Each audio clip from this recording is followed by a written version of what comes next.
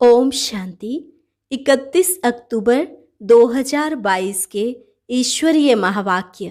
पहले सुनते हैं मुरली के मुख्य पॉइंट्स। बाबा ने कहा, अब छोटे बड़े सबको वाणी से परे निर्वाण धाम जाना है। मौत सिर पर खड़ा है, इसलिए आज का काम कल पर नहीं रखना, नहीं तो कल कल करते काल खा जाएगा। सारा दिन तो कर्म करते हो, लेकिन जब भी फ्री बैठो तो मुरली सुनकर रिपीट करनी चाहिए, या फिर योग में बैठ जाओ ताकि कुछ विकर्म विनाश हो। भले ज्ञान से भी योग सहज है, परंतु माया योग में जास्ती विघ्न डालती है। योग ठीक नहीं होगा तो पढ़ाई की धारणा भी नहीं होगी। बाबा ने कहा, जिनको पूरा निश्चय है कि हमको स्वयं परमात्मा पढ़ाते हैं, वह हैं सगे बच्चे। ऐसे सगे बच्चे ही बलि चढ़ते हैं, लगे बलि नहीं चढ़ेंगे। यह ज्ञान है तुम्हारी बुद्धि के लिए भोजन, लेकिन जिनमें पवित्रता नहीं होगी तो ज्ञान अंदर ठहरेगा नहीं। कुमार कुमारी को किसी बंधन में नहीं बंधना चाहिए।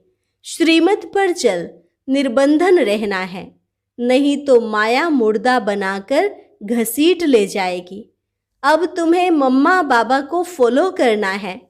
ऐसा नहीं है कि बाप किसी पर आशीर्वाद करेंगे, उनका पढ़ाना ही उनकी ब्लेसिंग है। और लास्ट में बाबा ने कहा, देह के सब धर्म काका मामा आदि को छोड़ अपने को अकेला आत्मा निश्चय करो और बाप को याद करो। इस योग अग्नि से ही तुम्हारे विकर्म विनाश होंगे, इसके सिवाय और कोई रास्ता नहीं। और अब सुनते हैं महावाक्यों को विस्तार से। मुरली का सार। मीठे बच्चे, माया के विघ्न ज्ञान में नहीं योग में पड़ते हैं।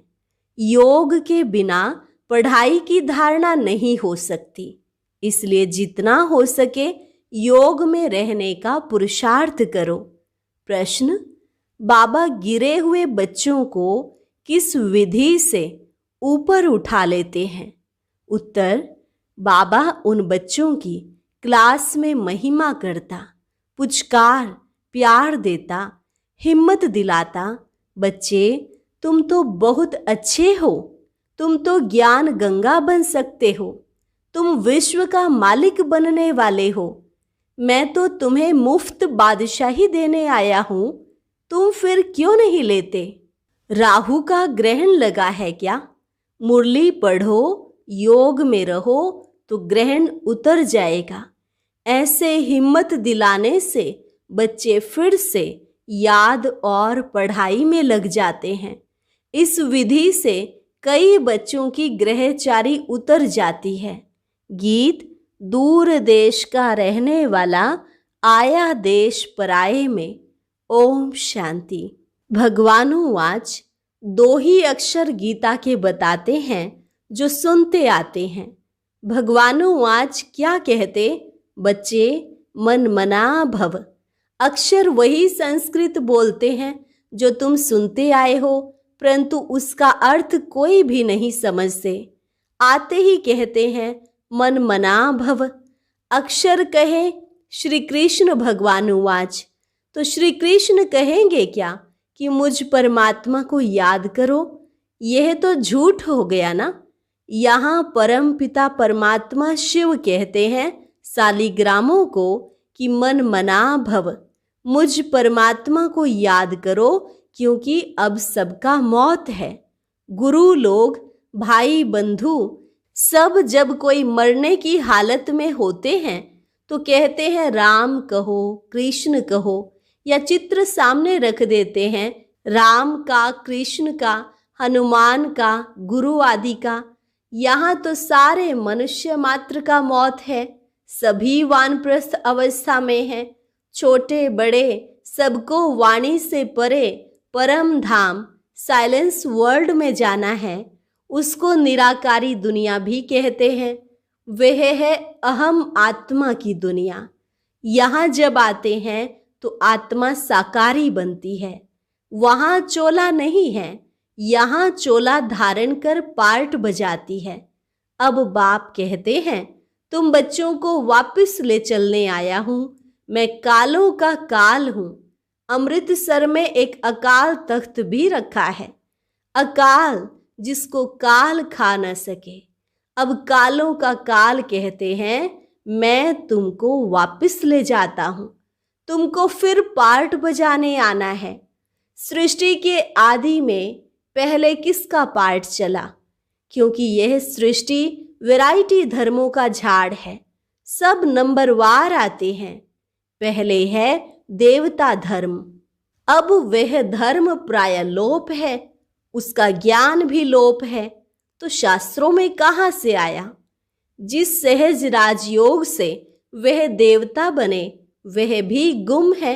बाकी यह गीता आदि है भक्ति मार्ग की सामग्री, क्योंकि यह ज्ञान तुमको यहाँ ही मिलता है।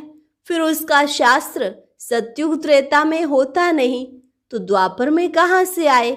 वहाँ कोई तुम्हारी सच्ची गीता नहीं होती। वहाँ फिर ड्रामा अनुसार वही भक्ति मार्ग की गीता आदि बनाते हैं। कहते हैं आगे साधु महात्माओं की बुद्धि अच्छी थी तो उन्होंने बैठ ये शास्त्र आदि बनाए। ड्रामा अनुसार बनने ही थे। उस समय रियल चीज कहाँ से आए? जैसे गांधी के साथ मोतीलाल आदि का पार्ट था, अब अगर उसका नाटक बनाए तो वह कहाँ से आए? वे ऐसे ही आर्टिफिशियल बनाएंगे। अब ब्रह्मा का स्थापना का पार्ट चल रहा है। किस चीज की स्थापना? बच्चे जानते हैं देवी देवता धर्म की स्थापना सतयुग के लिए हो रही है। इसलिए बाप कहते हैं मुझे याद करो तो मेरे पास आ जाएंगे। यहाँ बैठे हो तो बैठकर टेप सुननी चाहिए या मुरली रिपीट करनी चाहिए या योग में बैठना चाहिए तो विकर्म विनाश हो। सारा दिन तो काम में रहते हो, वहाँ योग में मुश्किल रहते होंगे। इसमें माया विघ्न बहुत डालती है। माया ज्ञान से नहीं हटाती, योग से हटाती है। संकल्प विकल्प योग में रहने नहीं देते। पढ़ाई में इतने विघ्न नहीं पड़ते हैं। हाँ, अगर योग में नहीं होगा तो पढ़ाई की धारणा नहीं होगी। ज्ञान से योग सहज भी है। बूढ़ी माताएं जो कहती हैं हमारी बुद्धि में इतनी पॉइंट्स नहीं बैठती हैं, तो बाबा कहते हैं अच्छा मेरी याद में रहो। बाप कहते हैं हे भक्तों, भगत तो सब हैं, परंतु तुम सिकी लधे भगत हो जिन्होंने पूरा आधा कल्प भक्ति की है। सब तो पूरी भक्ति नहीं करते। कल तक जो आते रहेंगे वह इतना समय ही भक्ति करेंगे, परंतु तुम ही पूज्य और पुजारी बनते हो। वह भी बच्चों से मालूम पड़ जाता है। जो बच्चे बनते हैं श्रीमत पर चलते हैं, समझते हैं यह हमारे कुल के हैं, जिनको पूरा निश्चय है कि हमको परमात्मा पढ़ाते हैं। वह हैं सगे बच्चे। सगे बच्चे बलि चढ़ते, लगे बलि नहीं चढ़ते। इसमें डरना नहीं है। भक्ति में तो बलि चढ़ते आए हो, कुछ न कुछ ईश्वर अर्थ दान करते आए हो। यह भी बलि चढ़ना हुआ। फिर कहते हो परमात्मा ने पुत्र दिया, धन दिया, परंतु मनुष्य इसका अर्थ नहीं समझते हैं। तुम अब जानते हो कि यह भी बाप भक्ति का रिटर्न अल्पकाल के लिए देते आए हैं। सतयुग में ऐसे नहीं होता। तुम भक्ति में जो करते आए हो वह सतयुग में होता नहीं। ना कोई गरीब होता जिसको दान करे, ना कोई शास्त्र होते, ना मंदिर होते। यह सब भक्ति मार्ग की सामग्री है जो सतयुग में होती नहीं। यह ज्ञान भी प्राय लोप हो जाता है। वहाँ कोई पुरुषार्थ नहीं जिसकी प्रालब्ध मिले। सारी प्रालब्ध इस समय के पुरुषार्थ की है। इस्लामी बौद्धियों की नॉलेज तो परंपरा चलती है, क्योंकि उनकी स्थापना पीछे विनाश नहीं है। तो उनको सब पता रहता है, परंतु तुम्हारे पीछे विनाश होता है, तो इसमें सब खलास हो जाता है। फिर द्वापर में वही वेद शास्त्र आदि निकलेंगे। यह सब गीता के बाल बच्चे हैं। उन सब को धर्मशास्त्र नहीं कहेंगे, क्योंकि धर्मशास्त्र उसे कहा जाता है जिससे धर्म की स्थापना हो। जैसे क्राइस्ट के महावाक्यों को कहते हैं, यह मैसेंजर के महावाक्य हैं। क्राइस्ट को गॉड फादर नहीं कहेंगे, उनको गॉड का सन, बच्चा समझते हैं। कहते हैं गॉड ने क्रिश्चियन धर्म स्थापन करने के लिए भेजा, तो उनको अपने धर्म की पालना भी करनी है। सतो रजो तमो में आना ही है। यह ज्ञान उनको नहीं है कि वापस कोई नहीं जा सकते। अच्छा, बाबा समझाते थे कि उन्होंने गीता भले बनाई है, यादगार है, देवता धर्म का शास्त्र है, परंतु उनको झूठा बना दिया है। सच तो आटे में नमक मिसल है, क्योंकि पीछे बैठ बनाए हैं। सतयुग त्रेता में किसको ज्ञान है नहीं, वह थोड़े ही समझते हैं। सतयुग के इतने सोने हीरे के महल कहाँ चले गए, क्यों गए? कहते हैं द्वारिका नीचे सागर में चली गई, परंतु सागर में नहीं जाती। अर्थक्वेक आदि में सब खलास हो जाते हैं। फिर स्वर्ग का नाम निशान नहीं रहता। प्रारब्ध भोग कर खलास कर दी तो उनका नाम निशान नहीं रहता, ना हिस्ट्री रहती। जैसे मंदिर बनते हैं तो उनकी हिस्ट्री है। पूजा कब से शुरू हुई, मोहम्मद गजनवी कब आया, कैसे भारत का धन लूटा, यह सब ज्ञान है बुद्धि के लिए भोजन। परंतु योग ठीक नहीं होगा तो सुनने समय खुश होगा, परंतु ठहरेगा नहीं। पवित्र नहीं होगा तो ठहरेगा नहीं। इसमें किसका वश नहीं। यह शास्त्रों का ज्ञान नहीं है, वह तो सभी कंठ कर लेते हैं। यह तो पढ़ाई है 21 जन्मों के लिए। वहां भले बाप के तख्त पर बैठेंगे, परंतु वह भी यहाँ की कमाई की प्रारब्ध है। देवताएं एक दो को वर्षा नहीं देते, इसलिए बाप कहते हैं मुझे याद करो, मौत सामने खड़ा है, तुमको मम्मा बाबा को फॉलो करना है। वह सन्यासी के नाम मात्र फॉलोवर्स बनते हैं। वहां गॉड गॉडेस का राज्य है। यथा राजा रानी, भगवती भगवान तथा प्रजा, इसके लिए फादर पढ़ा रहे हैं। ऐसे नहीं आशीर्वाद करेंगे, उनको पढ़ाना ही ब्लेसिंग है। टीचर को कहेंगे क्या आशीर्वाद करो तो 100 मार्क्स मिल जाएं? बाबा तो पढ़ाते हैं। यह पढ़ाई सबके लिए है, क्रिश्चियन हो बौद्धि हो। कहते हैं सर्वधर्मानि परित्यज, यह सब देह के धर्म है ना। कहते हैं इन सब को भूल अपने को आत्मा निश्चय करो। आत्मा तो सभी इमॉर्टल हैं, एक बाप के बच्चे हैं ना। इसलिए कहते हैं जो देह के धर्म हैं, मामा काका छोड़ अपने को अकेला आत्मा निश्चय करो और मेरे को याद करो, तो विकर्म विनाश हो जाएंगे और कोई रास्ता नहीं। इसको योग अग्नि कहते हैं। बाबा के पत्रों में तो चिटचैट होती है, जो मधुबन में रात को सुनाई जाती है। मधुबन में बाबा हंसाएंगे भी, उमंग भी दिलाएंगे। कहेंगे तुम बड़ी अच्छी हो, ज्ञान गंगा बन सकती हो। क्या टेलीफोन ऑफिस में नौकरी करती हो? तुम तो महारानी बनने वाली हो। गिरने वालों को भी उठाएंगे। बाबा कहते हैं मैं जानता हूँ कि बहुतों को राहु का ग्रहण लगता है। समाचार आते हैं तो बाबा उनको उठाते हैं। मुफ्त बादशाही देने आया हूँ, तुम्हारे को क्या हुआ है? राहु का ग्रहण लगा हुआ है। योग में रहो, मुरली सुनो। ऐसे पत्र लिखने पड़ते हैं। बहुत प्रकार के पत्र आते हैं। कोई की कोई के साथ दिल लग जाती है तो आपस में प्लान बनाते हैं। अच्छा, हम आपस में गंधर्वी विवाह करेंगे। मैं तुमको बचाता हूँ, बंधन से छुड़ाता हूँ। बाबा कहे तुम कैसे बचा सकते हो? पहले तुम माया से बचे हो। बाबा से राय ली है, श्रीमत ली नहीं है और आपस में सगाई की बातें करते हो तो मुर्दे माया घसीट कर ले जाएगी। सूक्ष्म में दिल लग जाती है तो ऐसी ऐसी बातें करते हैं।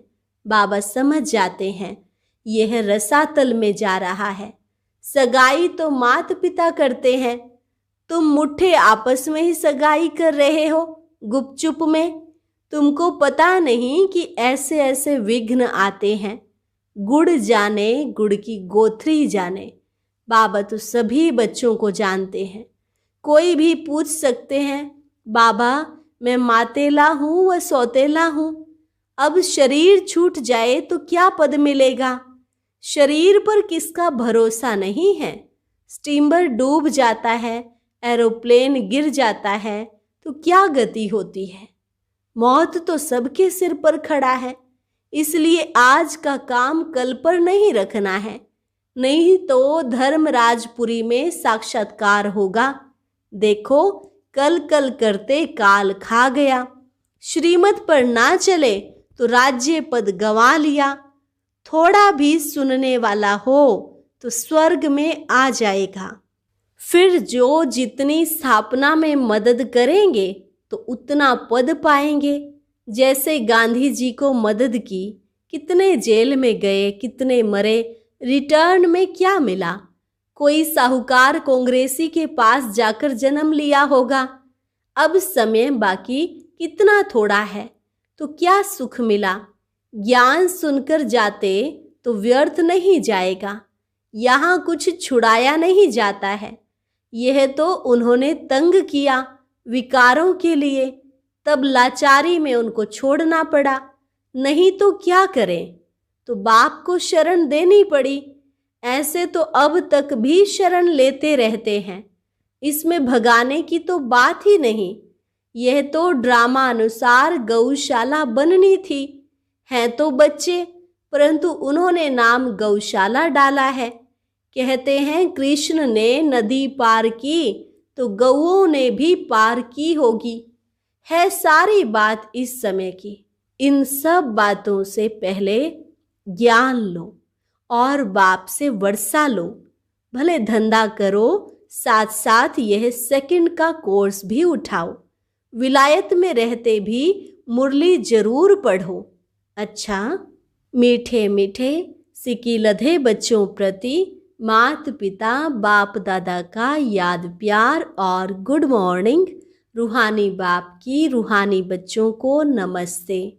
रूहानी बच्चों की रूहानी बाप दादा को नमस्ते नमस्ते, गुड मॉर्निंग। धारणा के लिए मुख्य सार। पहली पॉइंट, देह के संबंधों को भूल अपने को अकेली आत्मा समझना है। बाप पर पूरा पूरा बलि चढ़ना है, इसमें डरना नहीं है। दूसरी पॉइंट, धर्मराज की सजाओं से बचने के लिए आज का काम कल पर नहीं छोड़ना है। पढ़ाई के आधार से बाप की ब्लेसिंग लेते रहना है।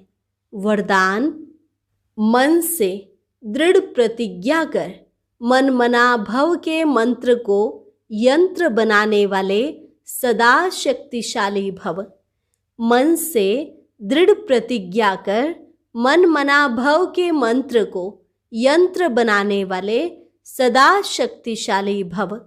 जो बच्चे सच्चे मन से प्रतिज्ञा करते हैं तो मन मना भव हो जाता है और यह मन मना भव का मंत्र किसी भी परिस्थिति को पार करने में यंत्र बन जाता है। लेकिन मन में आए कि मुझे यह करना ही है, यही संकल्प हो कि जो बाप ने कहा वह हुआ ही पड़ा है। इसलिए कोई भी प्रतिज्ञा मन से करो, दृढ़ करो तो शक्तिशाली बन जाएंगे। बार बार अपने को चेक करो कि प्रतिज्ञा पावरफुल है या परीक्षा पावरफुल है। परीक्षा प्रतिज्ञा को कमजोर न कर दे। स्लोगन: जो स्वमान में रहने वाली श्रेष्ठ आत्मा है उन्हें अपमान की फीलिंग नहीं आ सकती। जो स्वमान में रहने वाली श्रेष्ठ आत्मा है उन्हें अपमान की फीलिंग नहीं आ सकती। अच्छा, और अब सुनते हैं आज का अव्यक्त ज्ञान मोती।